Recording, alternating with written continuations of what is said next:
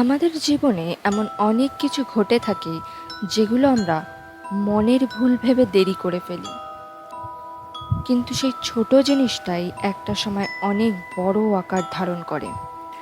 ঘটনাটা একটা ১৩ বছরের বাচ্চার।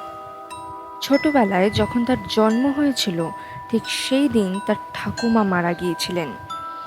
মারা যাওয়াটা অস্বাভাবিক কিছু নয়, কিন্তু সুস্থ স্বাভাবিক মানুষের মৃত্যুর কোনো কারণই খুঁজে পাওয়া যায়নি। আস্তে আস্তে বাচ্চাটা যখন বড় হতে লাগলো, প্রতি বছর যেদিন বাচ্চাটার জন্মদিন আসে, কিছু না কিছু অশুভ হতেই থাকে, কেউ না কেউ মারা যায়। একটা সময় এসে তার পরিবারও এটা লক্ষ্য করেন, প্রতি বছর তার জন্মদিনে কেউ না কেউ মারা যায়।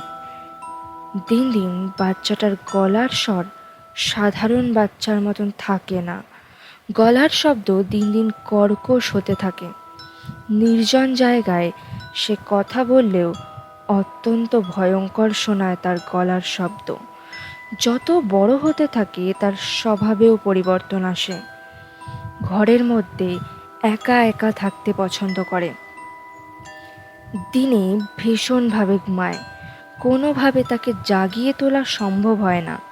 ঘরের দরজা জানলা সে সব সময় বন্ধ করে রাখে। তার মা ঘরের জানলা খুলে আসলেও কিছুক্ষণ পর গিয়ে দেখে সেটা বন্ধ হয়ে আছে। বারবার কেউ তার ঘরে ঢুকলে সে প্রচণ্ড রেগে যায়। একদিন রাতের বেলা, রাত প্রায় 2টো, তার মা দেখতে পায় মেয়ে তার ঘরের মধ্যে গো গো শব্দ করে কিছু বলে চলেছে। তার মা হালকা করে দরজাটা খুলে দেখতে পায় ঘুটঘুটে অন্ধকার ঘরের মধ্যে জানলার কাচের মধ্যে দিয়ে মৃদু আলোতে কাউকে দেখা যাচ্ছে না, কিন্তু আওয়াজটা হয়েই চলেছে। ঘরের কোণায় দৃঢ় দৃষ্টি দিয়ে দেখেও কোনো সুরাহা খুঁজে পাননি আওয়াজের, এবং তার মেয়েকেও ঘরের কোণা কোণাতেও খুঁজে পাওয়া যায়নি। দরজাটা আরেকটু খোলার চেষ্টা করলেন তিনি। আরেকটু ভেতর দিকে ঢুকতেই গো গো শব্দটা ওপরের দিক থেকে আসছে সেটা বোঝা গেল। তার মা ওপরের দিকে তাকাতেই হৃৎপিণ্ড ফেটে বেরিয়ে আসার মতন অবস্থা। বাচ্চা মেয়েটি সিলিংয়ের ওপরে সরীসৃপ জন্তুর মতন গো গো করে হেঁটে বেড়াচ্ছে। একটা চিৎকার করে তার মা অজ্ঞান হয়ে যায়। 2 দিন পর মেয়েটির বাড়ির লোক মেয়েটিকে নিয়ে কোনো এক হুজুরের কাছে যান। জানতে পারেন মেয়েটির জন্ম সময় থেকে মেয়েটির মা রাতের বেলায় কোনো কবরস্থানের ওপর দিয়ে যাওয়ার সময় একটা মহিলা আত্মার সংস্পর্শে আসেন।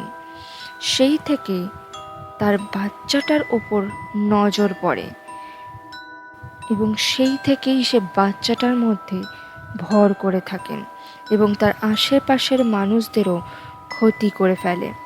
এরপর আস্তে আস্তে মেয়েটিকে স্বাভাবিক করার চেষ্টা করা হয়, কিন্তু বহুদিন যাবৎ সেই মহিলা পিশাচের আত্মা মেয়েটির ওপর ভর করে থাকার জন্য তার শক্তি অত্যন্ত পরিমাণে বেড়ে থাকে, এবং কখনো কখনো মেয়েটি ঠিক হলেও মাঝে মাঝে তার আচরণে ব্যতিক্রম সেই দেখাই যায়। এই ছিল আজকের ঘটনাটা কেমন লাগলো প্লিজ কমেন্ট করে জানাবেন। দেখা হচ্ছে পরবর্তী ঘটনায়। ততক্ষণ সুস্থ থাকুন, ভালো থাকুন। মধ্যরাতের তরফ থেকে আপনাদের অনেক অনেক শুভেচ্ছা ও ভালোবাসা রইল।